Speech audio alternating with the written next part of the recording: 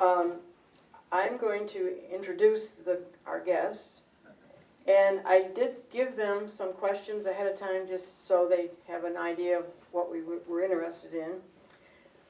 We have Marion Richards, sorry. Marion Richards, Arlene Gillette, Vale Gowan, Bob Hauk, and Eddie Roberts. So they're going to start and they're going to answer some questions, and then toward the end, if you want to chime in or you have a question for them, go for it.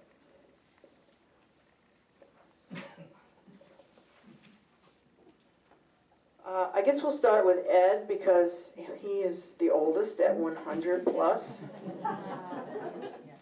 And Lila's going to help him because his voice is a little weak.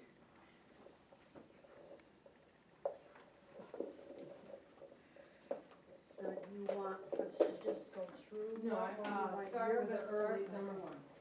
This is the early life. Okay, in early life, it was, the first question was, when and where were you born? Where did you live and what were your parents' occupations? That was the early life. And Dad was born in a house that he actually lives in on Kelsey Road, December 25th, 1922. He is 101 and 6 months officially.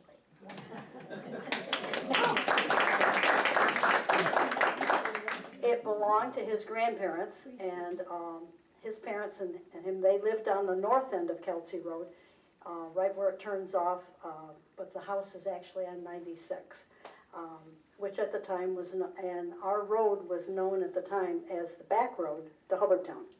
And that was back road to the Hubbardtown for a long, long time. I can tell you a story about how it got changed to Kelsey, but we'll do that later. His dad, Harold, was a foreman on the New York State Highway Department, 1925 to the late 40s. And he had 4 men working for him, and he also had a dairy farm of about 25 cows. And it was the farm on that end, and it was 25 acres up there on the end of Kelsey Road. His mother, Iva, she taught for 1 year at the schoolhouse on Anderson Hill, and it was located near Tull's Corners, and there was a church on the opposite side of the road, and the church and cemetery were on Cemetery Road. Austin Howard bought the school and the church, and after a while the church was being vandalized, and he actually tore that church down. So that was the early part. Another question I thought would be interesting is how many siblings they had and where they fit in the mix. Okay, Dad's the oldest, and then there's my Aunt Dot, and she's still alive, and he had 2 other brothers, she's next, and then Uncle Donnie was next, and then Aunt Dot, and Uncle Donnie is gone, and his youngest brother, Uncle Jim, is gone, so there was 4. All right. Mr. Cook.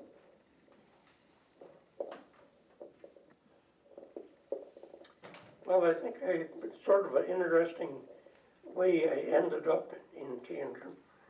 My grandfather, who lived in Butler, Pennsylvania, had somehow taken a trip and found a farm that he thought he liked, so he bought it. And they loaded all their furniture in a railroad car and came by train to the West Candor station. The train stopped and unloaded their furniture, took it by wagon down to their farm, which was across from the Beebe farm. So that's how we ended up in Candor. When and where were you born? I was born in that farmhouse, actually. My aunt was a nurse, and so when it was time for me to be born, I went from the city up to the West Candor to be born. And we had lived in the house next to the Episcopal Church. My mother was a caretaker for the Rodens, Robert and Anna Roden, and he was a retired railroad engineer. And so she worked for them. She drove them to Florida in the winter and care of everything in our house and cooked for them and cleaned it. And when they got married, they fixed a little apartment in the house for my father and her could live together. And we stayed there till we ended up buying Dr. Hampshire's house down the street, which he went in the Army, and that was a modern house. That had hot and cold water in the bathtub. You didn't have to heat it up on the kitchen stove. And oil-fired boiler with steam radiators, so no carrying coal or ashes there. So that, and then I moved from there to my present house, so I always lived on Main Street, always lived on the same side of the street, in 3 different houses. Rob, can you tell us when you were born and if you had any siblings? I was born on March 1st, 1936, and I was an only child. Well, we'll go to Bayonne. Go to Marion. Go to Marion.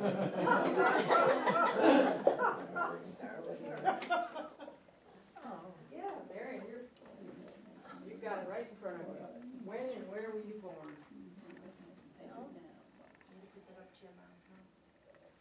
I was born in Candor at 9 Spencer Avenue on December 24th, 31.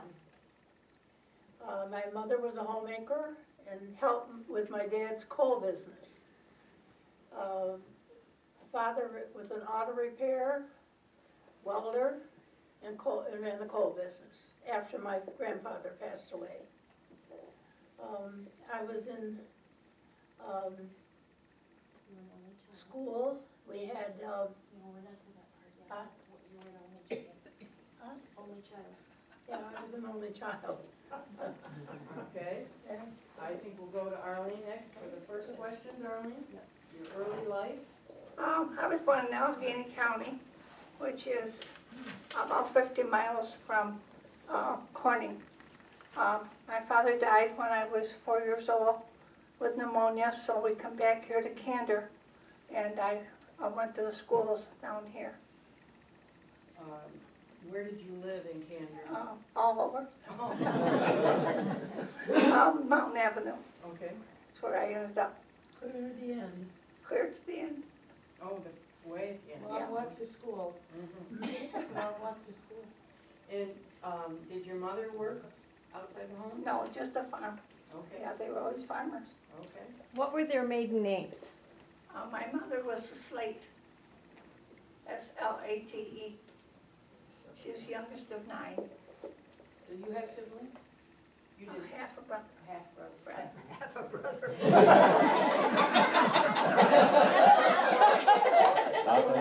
When you were born? 8:30. 8:30, okay? Bayonne? Well, I was born in Candor, just inside the town limits, which is very significant because the school bus that came from Cataton stopped there. Anybody inside couldn't ride on the school bus, so I had to walk just because I was inside. Now, I was born November 19th, 1931. I was one of 6, and 3 elder. No, it was my sister, 3 brothers, then me, and 5 years later, my little sister. And Peter and me are still alive. So that's. Okay. What were your parents' occupations? Oh, my mother was a homemaker, I mean, with 6 kids. She gardened, she had a huge garden. She taught school once, right? Well, she taught school before she was married. She taught school down on Long Island, that's where the big wages were. But there's a very interesting thing about her. She and my father were married November 1st, 1917, and his plane was already loaded on the ship, and he was going to go overseas. This is World War One, and she was teaching 5th grade, and the day that she went back to school, they were married on the weekend, she lost her job. No married women could teach. And it made her father furious. It was very unfair, very unfair. And what did your father do for that? Oh, he ran the mill, you know. I know that,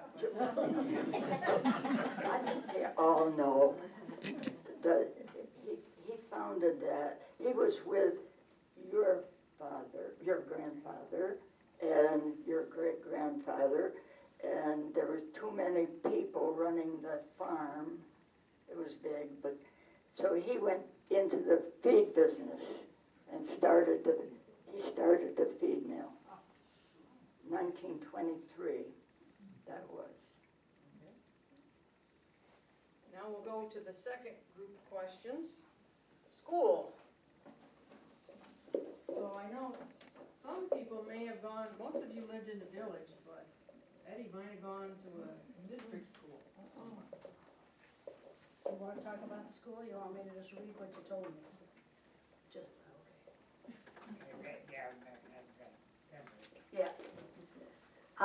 Well, you might have thought he did, right? Mm-hmm. No. No, he didn't go to No. district school. They lived on the north end of Kelsey Road, as I said, and that was the second house in the district, in this district, Okay. not the Hubbardtown district.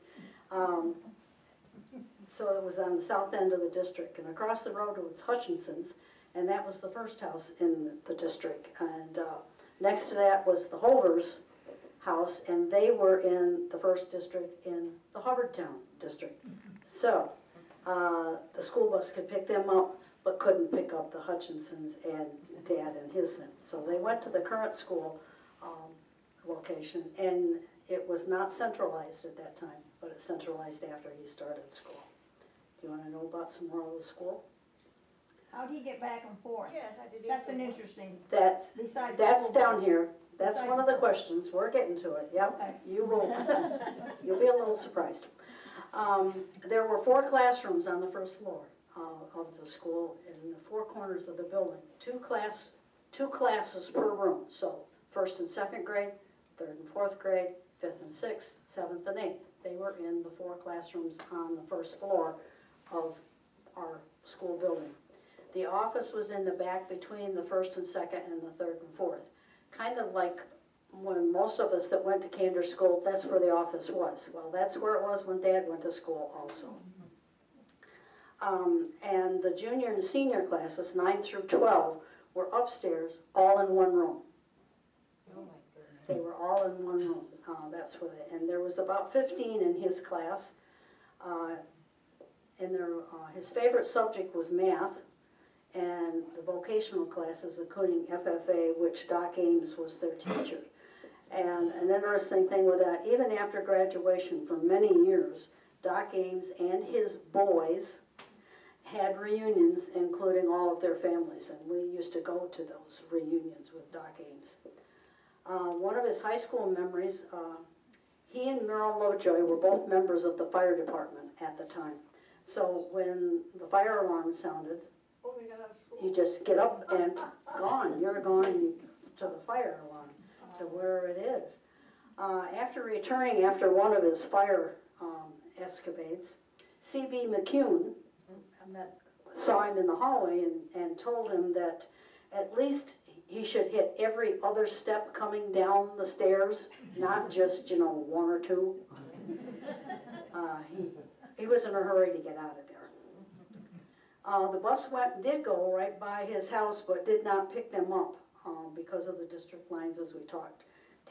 Transportation to school included walking, bicycling, and roller skating. He and Uncle Donnie used to roller skate up 96 to go to school. Sometimes Grandma used to take them, but not very often. Most of the time they either bicycle or roller skated. He said that was the best way to get to school. A side note with his schooling, in 2017, he had invited members of his class of 1942 to his house for the 75th anniversary of graduating from high school. And there were 5 that were left out of his class, and 3 were able to come, and they had a good afternoon sitting around just kind of conversing. And then Dad went to the alumni banquet that night.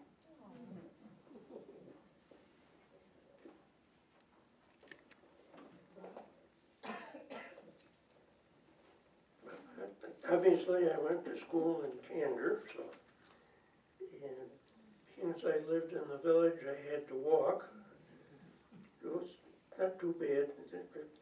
Like, when they built the bridge, we had to walk on a footbridge that they put temporarily in there.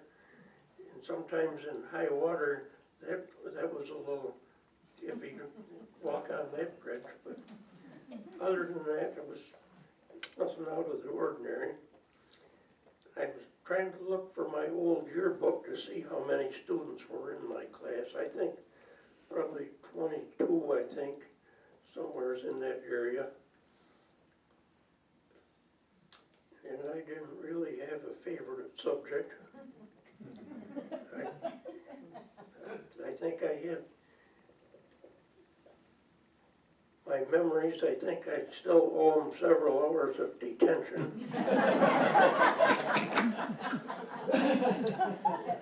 So, I think that kind of covers my school business.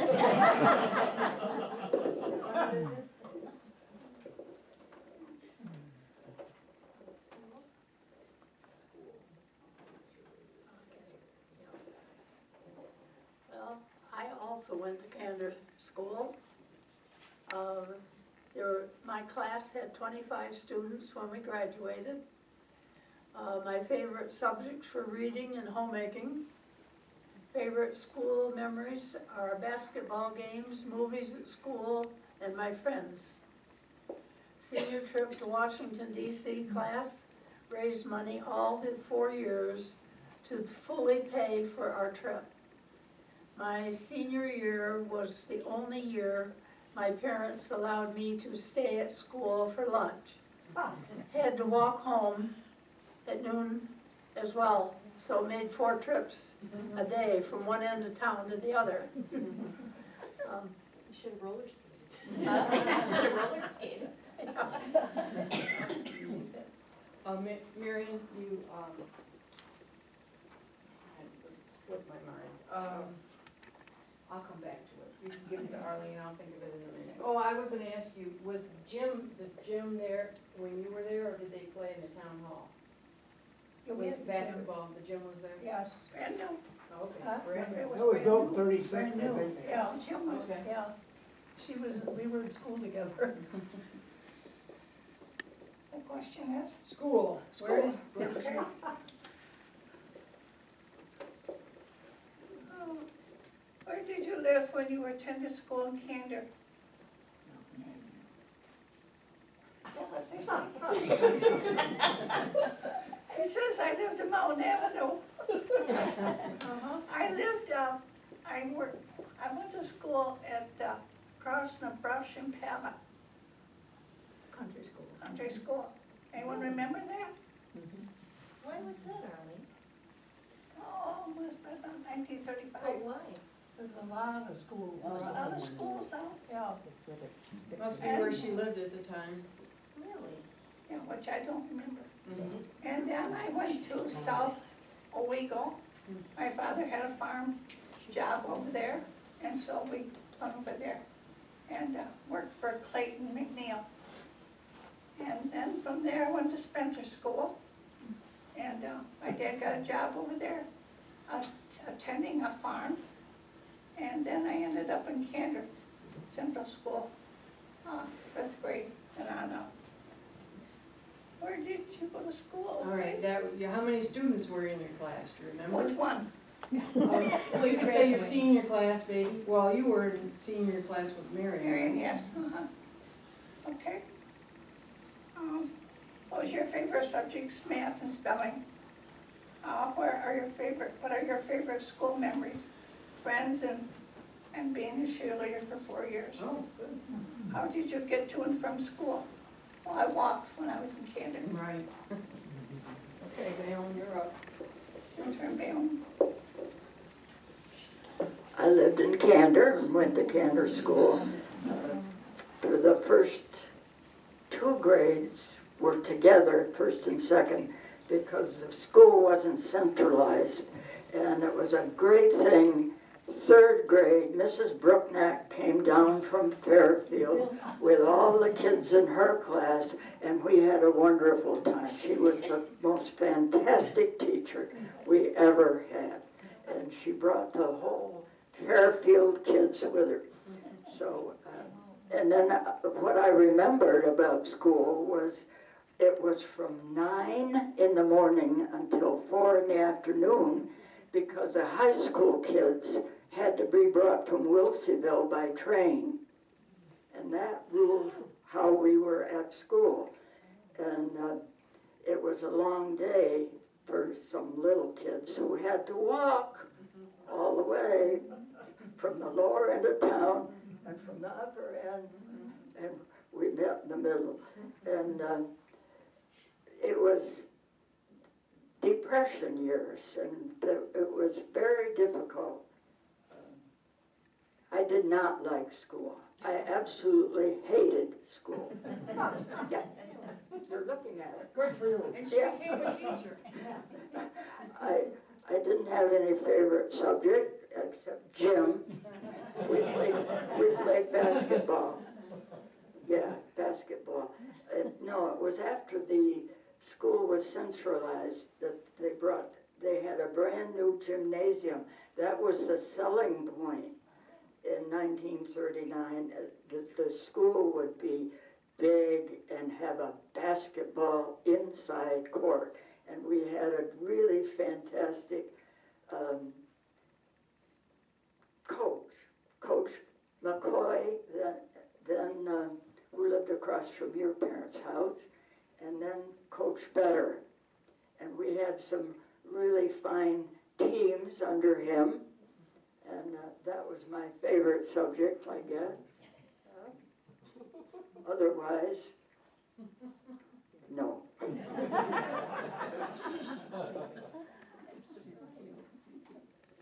Well, in case some of you don't know, before that, they played basketball in what was recently the Candor Market. That's where they played ball.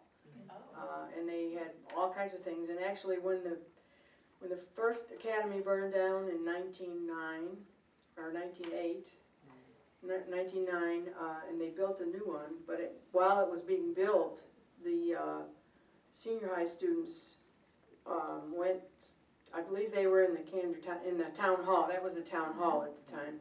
And some of the students were in what's now apartments, the first apartments on the left at Water Street. So the students were out of the building probably for about a year.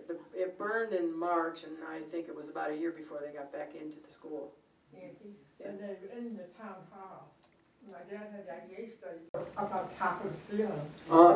She says the scores were still on top of the ceiling in the store when her dad owned it. Up on the high wall, yeah.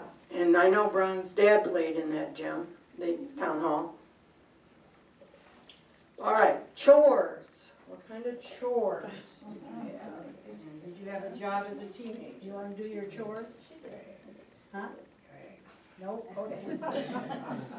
Well, Dad said he did everything from cleaning the drops in the barn, milking cows and helping with the crops in the fields. And sometimes when his dad needed him on the highway, he actually went with his father and worked with him there. I think that's, yeah. Well, to go on, I don't know where this part goes. I was talking about when I bought the farm in the Hubbardtown and building the barn. Should we do that later? Yeah, you can do it now. Okay. Well, anyway, in the late 30s, his dad bought the farm in Hubbardtown, which is on 96, which you know where the moose are on each side of the driveway, right? That was my grandparents' farm, that he bought that. They didn't move down there right away, though. They stayed up on the other end of Kelsey Road. They milked the cows down there.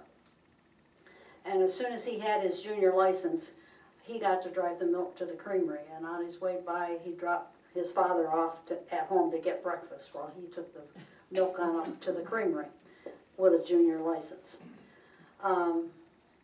If you don't know where the creamery was, that's on the History Center's side end of the new bridge, right there next to it, where the, who's there now, construction? Quicks, yeah, Quicks is there now. That was a creamery.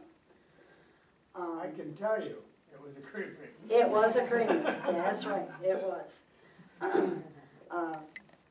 I actually remember going to the creamery with my dad on our farm, so. In 1938, they moved to the new farm. That was just before my Uncle Jimmy was born.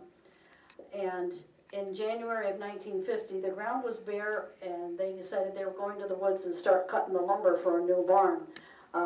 They just got started and 2 feet of snow fell.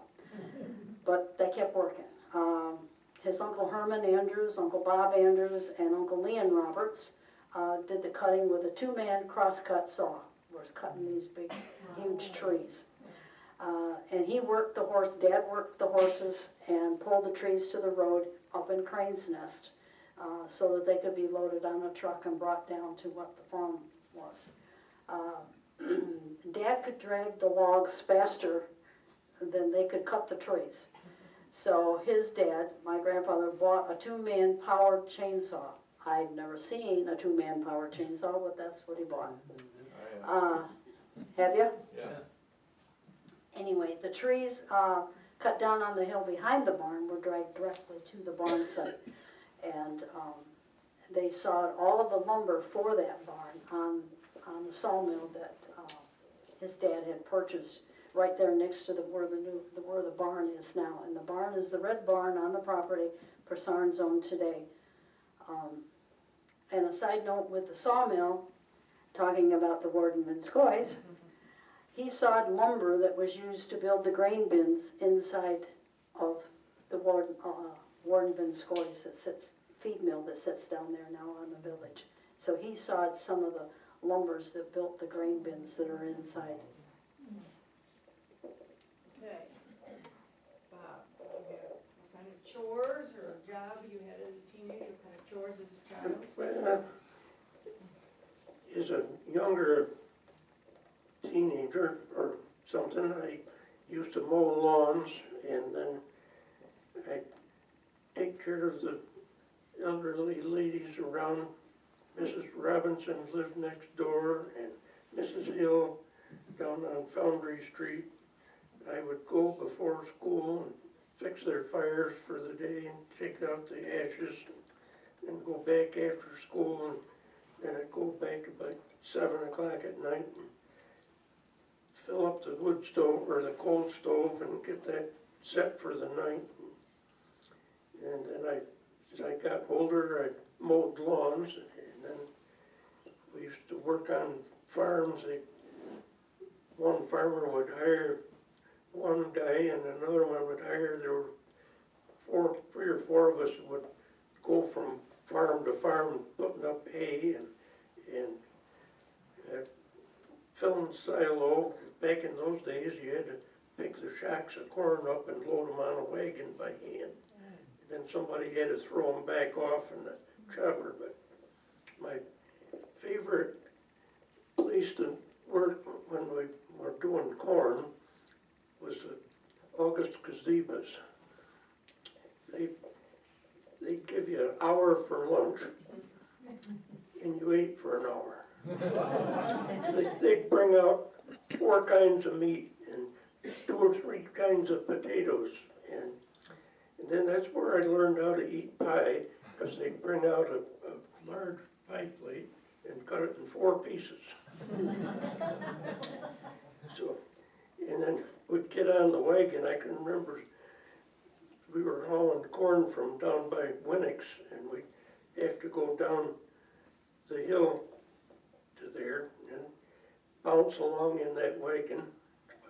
That settled your lunch pretty well. And as I got older, I had paper routes. I had a Sunday paper route, was like 13 miles long, so I did that by car. And then I worked in the gas stations until I graduated. And I worked at a couple of jobs and went in the Army. Okay. I know Mary Ann had an interesting job is when she was young. Tell me your chores. Tell me about your chores. Well, I didn't really have chores at home because I was working out.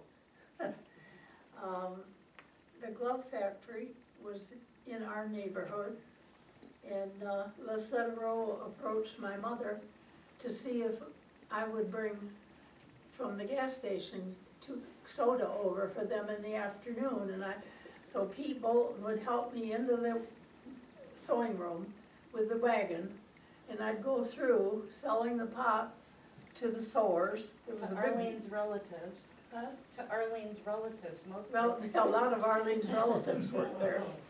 And then you went from the sewing room into the cutting, the big hides laid on the floor, and then you went into a steam room where the hands stuck up, and they pulled the gloves down over and pounded the seams to open them with the steam. It was interesting to see it. And then I went on into Sam Moore's office. He was the owner of the glove factory.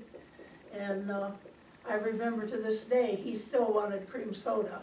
That's what he liked. Marion, were you only about 10 years old then, when you started? Was I what? 10 years old when you started? Yes, about, because I quit at 12 because I started working at the nursing home. Wow. Yeah. But from 10 to 12, I was there 2 summers. And then they put in a pop machine, and that put me right out. How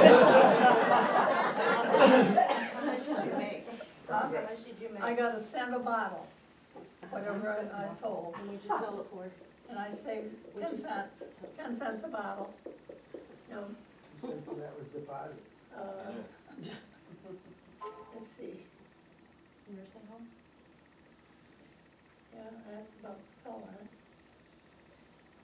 Oh, then, when I was 12, they hired me at the nursing home to carry trays at night and help with dishes.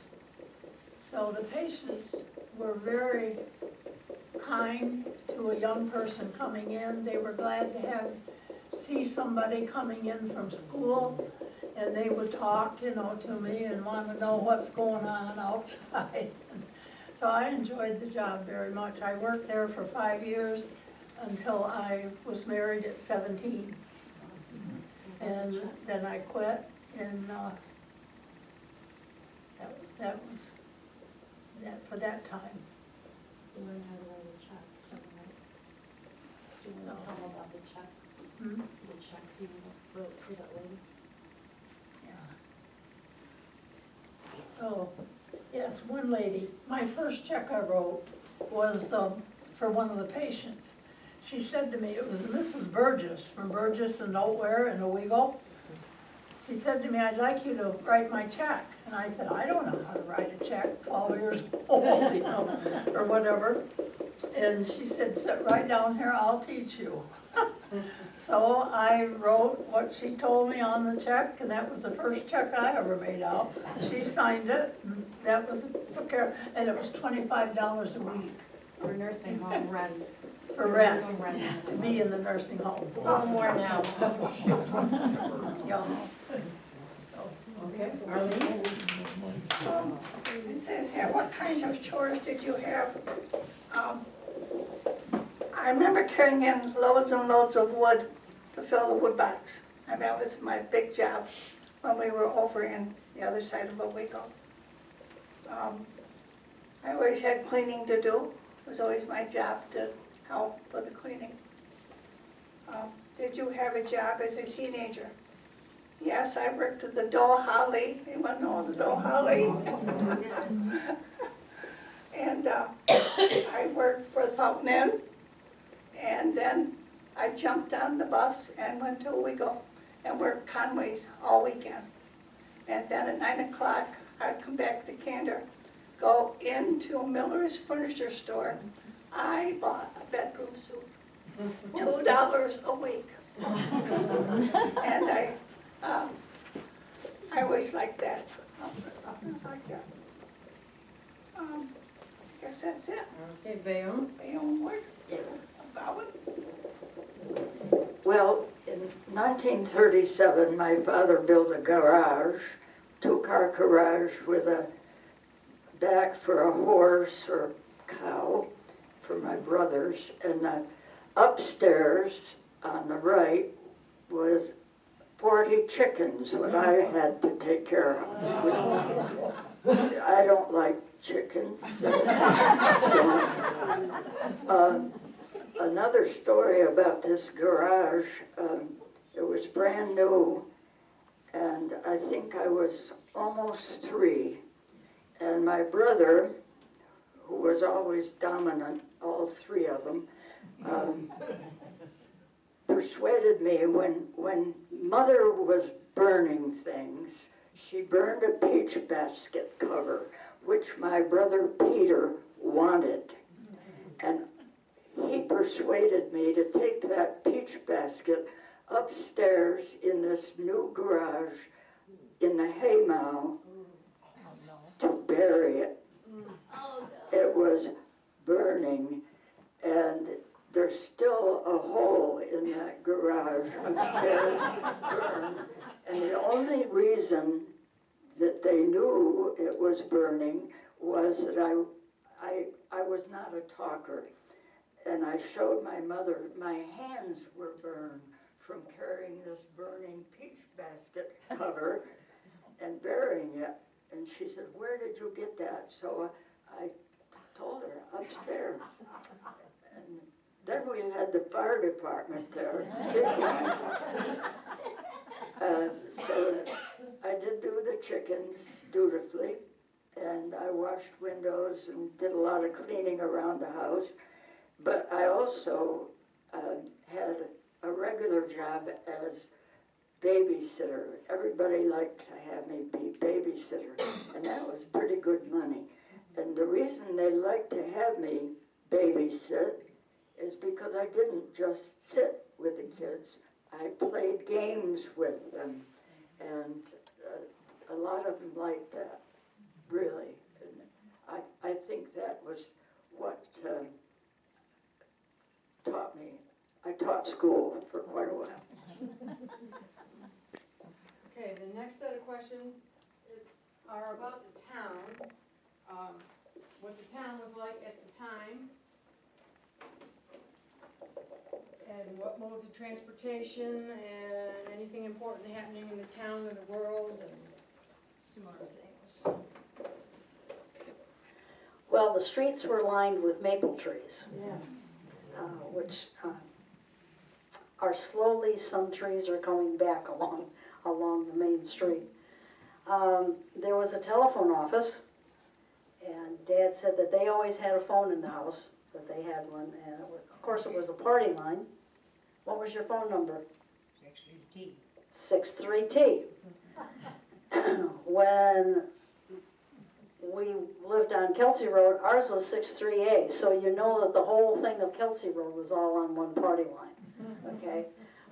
Which meant that you could pick up the phone at any time, and you could listen to the conversation that was going on wherever it was going on. And you knew when somebody was getting phone calls because it was rings. You know, 2 shorts and a long, or 2 longs and a short, or 3 shorts, or whatever. That was your code. Everybody's phone rang at the same time. What's that? Everybody's phone. Yeah, everybody's phone rang at the same time. So you knew if somebody was getting a phone call, and you wanted to know what they were doing. Just pick up, you could listen. There were 3 grocery stores. There was the A&P, Van de Bogart's, and he couldn't remember the name of the other one. Anybody know what it was? Myers. What was it? Myers. Myers. Myers Grocery.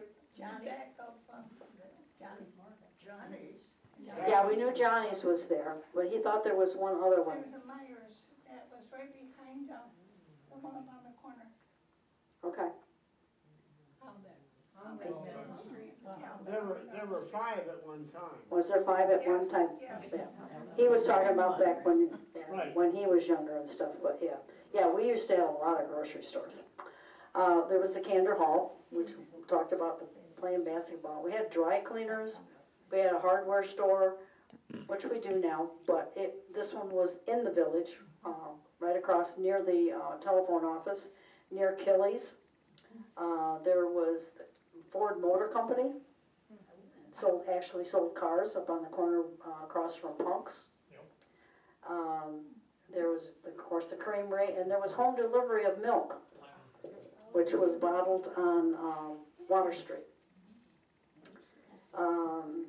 There was a train station, which was located where Tioga State Bank is today.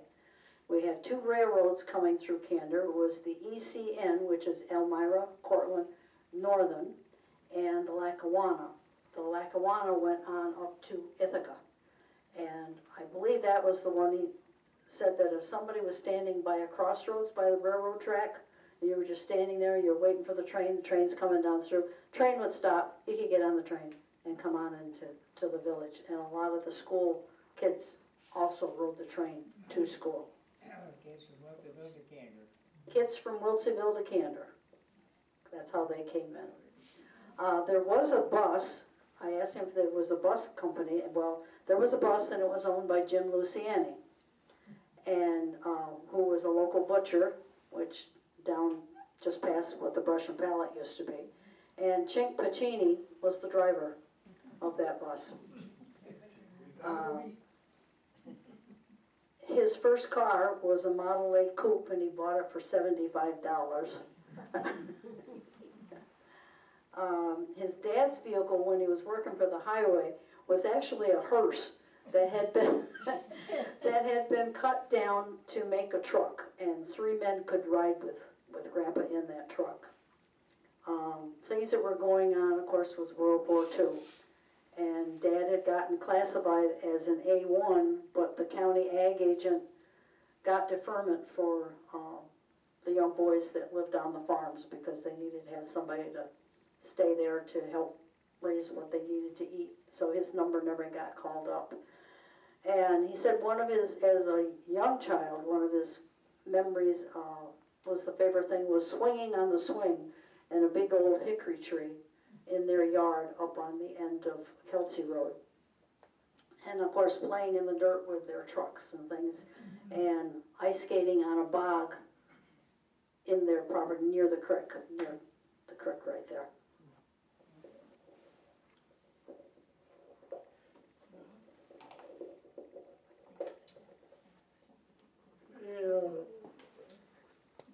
Things were quite quiet when I was in school because I started in 40, so it was during the war years. So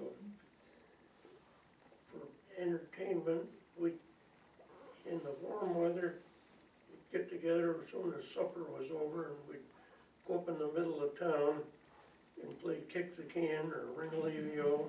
We could hide all over between the hardware store and the stockyard out in back, and of course we got in trouble a couple of times. We found out that you could go up the back stairs and get on top of the IGA store. So being mischievous, we'd get up there and take our water balloons with us and throw them at the unsuspecting people. And I remember one night, all of a sudden the flashlight comes up on the top and goes around.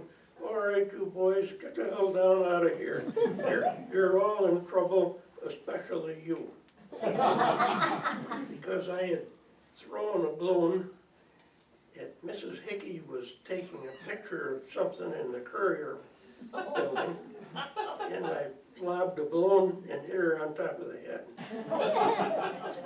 And now, I never know to this day how they knew who threw that balloon before anybody got off on the roof, but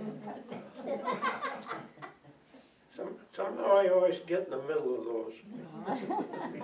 We're shooting off fireworks one time and Jake Haig come, we all left the lower dam and we're starting out the street by the farm equipment store there, and Jake Haig stopped up between a couple wagons that were parked there. So, all right, boys, you're in trouble, especially you. He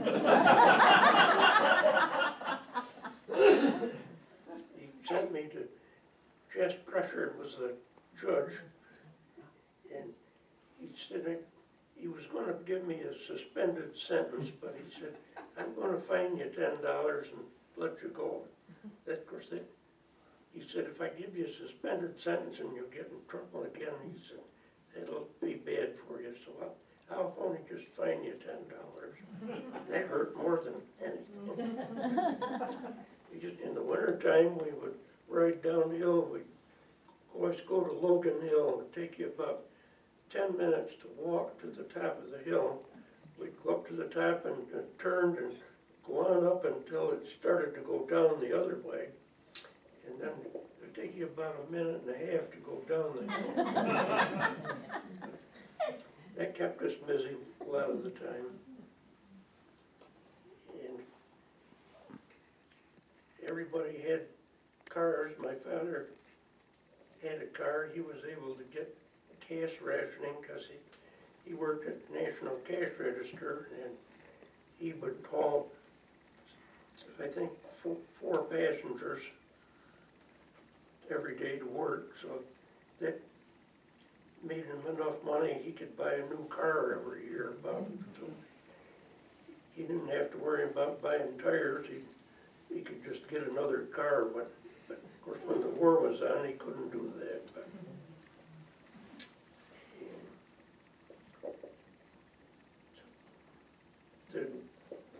during the war, I can remember coming over just down the street here. They had a spotter station, and people would take turns in there watching for airplanes go over.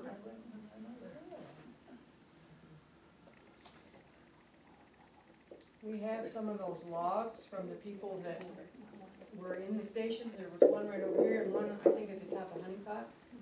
And so people would log in and they tried to keep it someone there 24 hours a day. Different people took shifts. And I don't think they ever saw anything, but they had to learn the shape of the plane and what kind of plane it was and write that all in the log. So we do have some of those at the History Center. Cool. I used to go in there with my mom during that period of time, in her span to man the station. Yeah.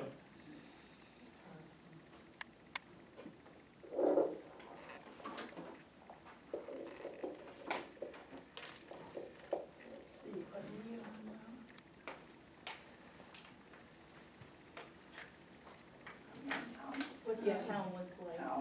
Oh, yeah. You mentioned the trees. I walked back and forth to school, so it was nice, because all of Main Street was covered with beautiful maples and different trees down through, so it was all shady. Sandy remembers, yeah. They were all caught when they put the road through. Hurricane Hazel. Hurricane Hazel, 57? 57, yeah. In, let's see.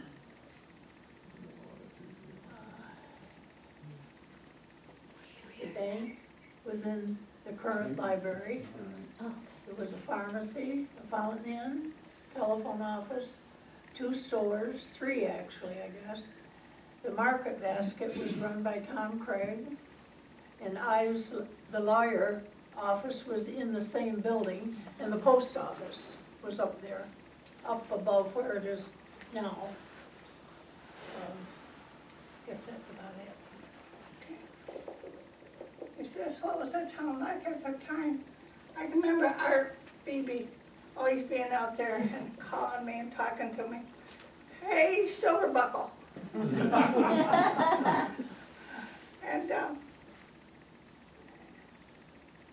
And then there was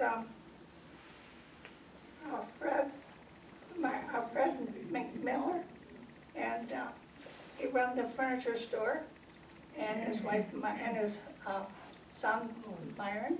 Miller. Yeah. And I bought my first bedroom suit from him. I would get off on the bus from Owego. I worked in Owego for the weekend and come home and jump off of the bus, pay the $2, maybe be a little late to school, but no one ever said anything to me. So maybe it was all planned by somebody.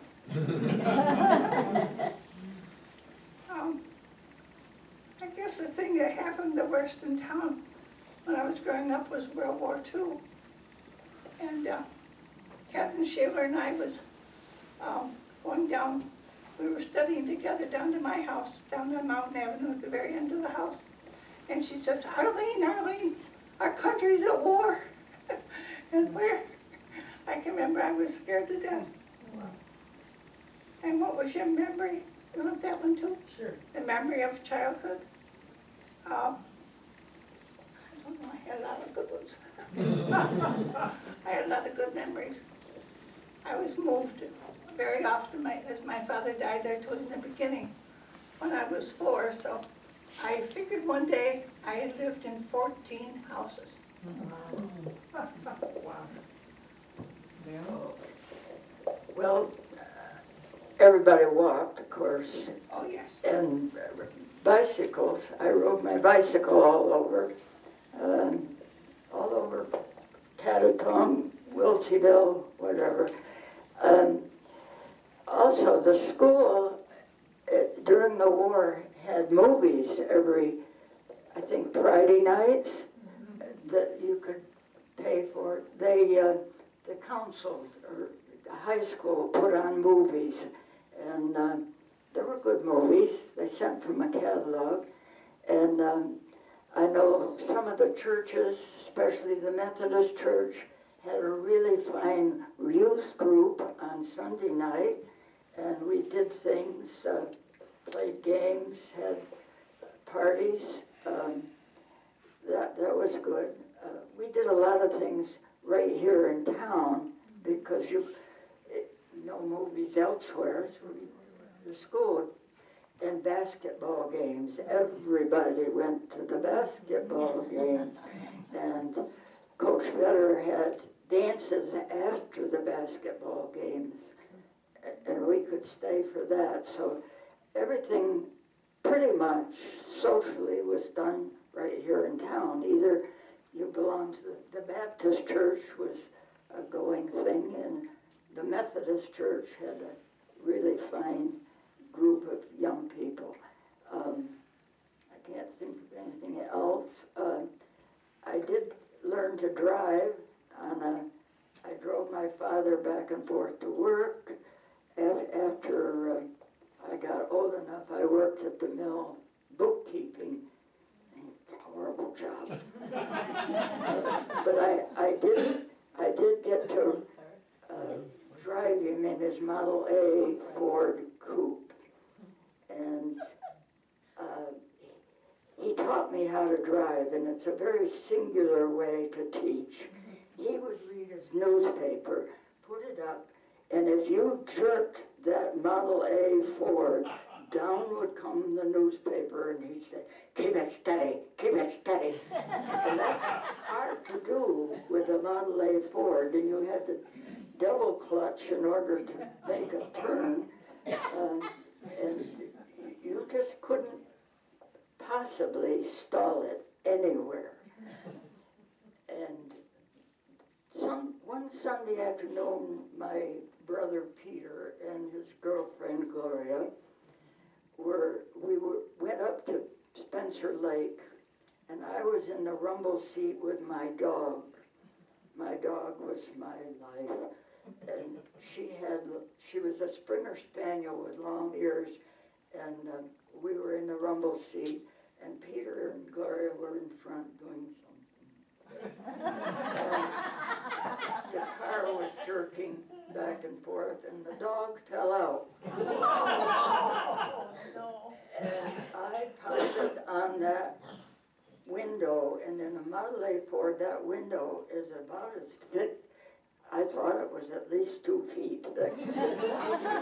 You killed my dog, you killed my, and she rolled down the road. Oh, no. And so Peter turned the car around and we went back, and the dog did not die. She just rolled, I could see her rolling down the road. But that straightened Peter out right away. Back to Marion for her childhood memories, I think she's got. On the bottom of the sheet. Favorite memories of the childhood was playing post office. On a staircase. We had a wall that went up along the stairs from the front hall in, and it had these big squares, and the space was about this wide of wood, and I could lay an envelope in these windows all across the stairway. So I'd play post office in that stairway. Worked there later. Jim Hallenbeck, he was a little guy up the road. He loved my tricycle, so I had to play with his truck. We went to the fires with our mothers. Bee drove, my mother didn't drive, so we all went together, riding my tricycle and tipping them up on 2 wheels. You get going a good speed, you could rock that tricycle up on 2 wheels because they were blown tires. I assume that's why you could do it. And of course, if you wanted to show off, well, you could do it in front of the people when you were riding down the street. Roller skating on the slate sidewalk. Later they became mostly concrete and they weren't as nice to skate on. The slate was smooth and made a nice place to skate. Except that the tree road, one end might be high and the other end was low. That was a little problem. We had 1 dog and 12 cats. All the cats were dropped on the corner. It was during the Depression, and my mother wouldn't let them go hungry, so we had 12 cats. So I had lots of cats to play with. Listening to the radio programs when I came home from school, all the favorites. Henry Aldridge and all the rest of them. Henry Aldridge, Baby Snooks, Baby Snooks. There's some others, I can't remember them now. But, you know. I married Joan. Yeah. That's the questions we had, but I'd be happy if you have questions for these people, or if you want to say something about your life, Elsie. Oh, but we ice skated on the Upper Cove. Anybody have any questions or I any have a comments? question for Bayonne. If you didn't like school, how did you end up becoming a school teacher? What was that? You didn't like school, how did you end up becoming a school teacher? No, I did go away to school, and they had a swimming pool, and the coach had me help with the swimming. And when I was in the Girl Scouts, I won all of the events, the 10 events of dives, the swimming, swam a mile and did the life saving and everything. And so when I went away to school at Wyoming Seminary, they had a pool, and the coach had me help her in exchange for teaching me to back dive. And after I had won all those things at the Girl Scout camp, the judges were Ben Light and his wife of Ithaca College, and I was offered a swimming scholarship to Ithaca College. And my mother said, no way. What would you do when you can't do anything anymore? Well, I'm 92 and I still dance. So that's where I thought, well, I worked for the mill. I worked as a census taker, and when my boys were in Boy Scouts, I didn't have anything to do but read, so I decided to go back to school. And I had a job as a school teacher, because that's what fit with what the boys were doing. So I taught 20 years at Spencer Burnett, history and American government. I did like history. I really did like history. I couldn't tie my shoes until the 3rd grade. I couldn't better late than never. I wanted to answer something to her when she's done. And Darlene has a question after Marion's done. I just wanted to say that Bayonne was in the mill, and my dad at that point didn't have scales to weigh his coal truck. So he would go down to the mill to weigh, and if I could get in, I would go to the mill with him until I could see Bayonne while she was down there working. And that's how I got to know her more when we were young. Darlene? So Bayonne, both you and your husband went to college after you had your family? I went to college for 2 years before I got married. Then he went in the service, and he was in the service. And then we farmed for 6 years. And then he went back to Cornell. He started out at Purdue, but he also was a Russian translator, and Cornell gave him tremendous credit because he'd gone to the topmost language school that the Army had. And Cornell gave it almost a whole year of credit for that. When Bayonne was talking about her swimming, she said she's 92 and still dances. She wins major awards in her age group, like the top dancer, and she goes all over the world doing that. Can we see a demonstration? Yeah. Jump up on the table here. Yeah, let's play some music now. So did you take the swimming scholarship or you didn't? Did you take the swimming? No, Oh, my okay. mother wouldn't let me. She did not want, she was not athletic, and she never could understand the fact that I could hang by my legs at 10 years old, and she's such a terrible child.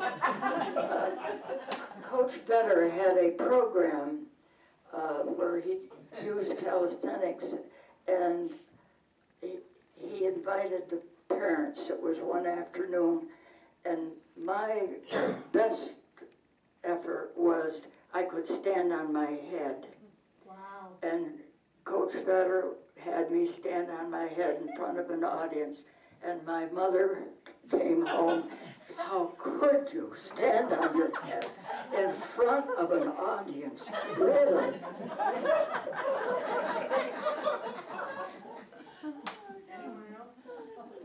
I would just like to say, because I grew up in Candor, obviously, and my early days was right next to the feed mill that her dad owned, and in the morning, I would go down while her dad took an iron pipe and opened the gates to let the water run in and run the sawmill, the grist mill wheels, and I would go down there almost every morning, and CP would be down there, and they had a kind of a step jack, and he'd open the gates, and then there were That's where I two. learned to swim, in the mill race. In the mill race, yeah. No. Yeah, if you swam uphill there, you were good. that was, the water power in Candor was kind of pretty important in those early days. Now, I know that when Bob Houck was young and Ron was younger, when the fire whistle would ring, tell us what you would do.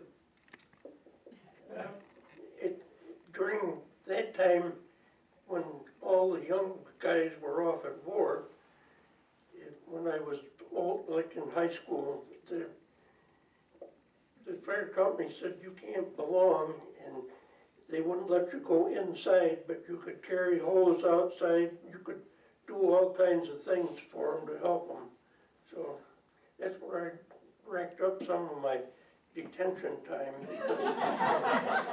The fire siren would blow, and I'd jump out of the class, and I can remember Clara Strong was the librarian, and she said, well, where are you going? I said, I'm going to the fire. Well, you can't do that. I said, watch me.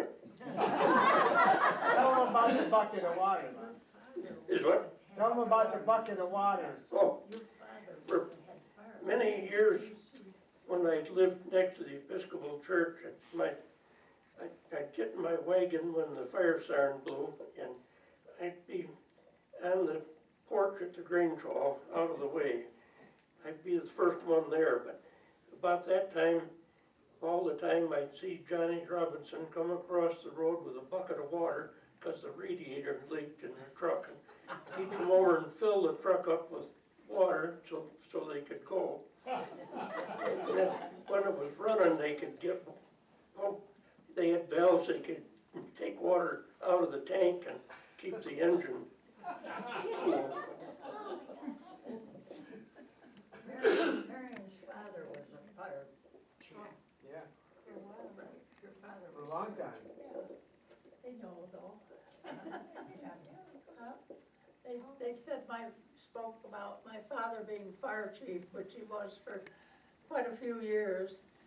And later, as my mother got where she couldn't be alone, if the fire whistle blew, I would hurry down and try to relieve him so he could go to the fires, which he did. And, yeah. You said when you were young, you and your mother would go to the fires. Yes, because he was diabetic, she always took him lunch or something to eat if it was through the noon hour, which a lot of times it was more of a day or half a day. A lot of times she took they took donuts and coffee too, like in the winter Yeah, coffee, especially. donuts to the firemen, yep. So, Anyone else have What something? doctors one time? What doctors? What doctors? What one doctors time? were in Did you have town? anything? what doctors? Doctors, remember what doctor was in town when you were young? Dr. Moulton, yeah. I remember going down there, I had to walk down from Uppertown. Golly. Dr. Moulton had they had an office, but then behind that, he made the pills. There was no pharmacy in town, but Dr. Moulton Yeah. made his own pills. Yeah. Little pink pills he'd give you if he thinks there was nothing wrong with you and trying to stay away from school. He'd give you a little pink pill. There was a Dr. Holly that Yes, was in the office where McCune's Yes. ended up eventually. And then Dr. Jake showed up in the 40s. And the doctor came to the house. Oh, yeah. Oh, Yeah. I had appendicitis and he actually came to the house. Did he do surgery at the house? No, he didn't do anything. He was in the hospital, but, yeah. Anything else? Marion, was playing post office at home, what led you to become postmistress? I don't know. She had a lot of practice. Yeah. Well, my mother would give me old letters, old envelopes, and I'd stick them in those holes in the. Post office used to stay open during lunch hour too, right?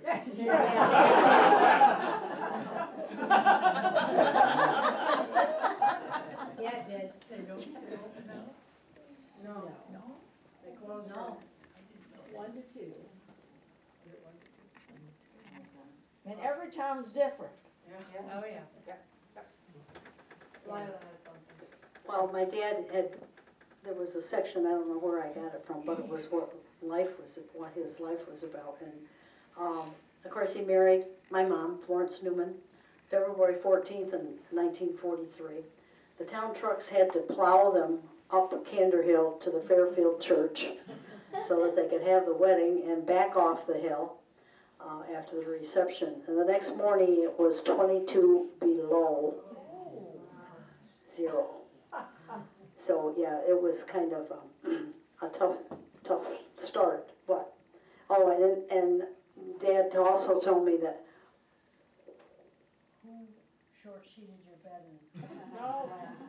It wasn't a short sheet, it was the bed slats, Lila. Slats out of your bed. Bauer. Charlie Bauer. Charlie, Darlene says it's Charlie Bauer. Anyway, they took this, the bed looks like it's fine till you get in it.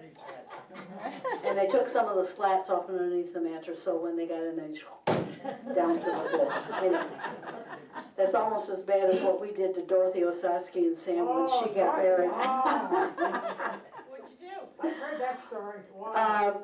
Well, of course, Dorothy got married at an older age than normal, okay?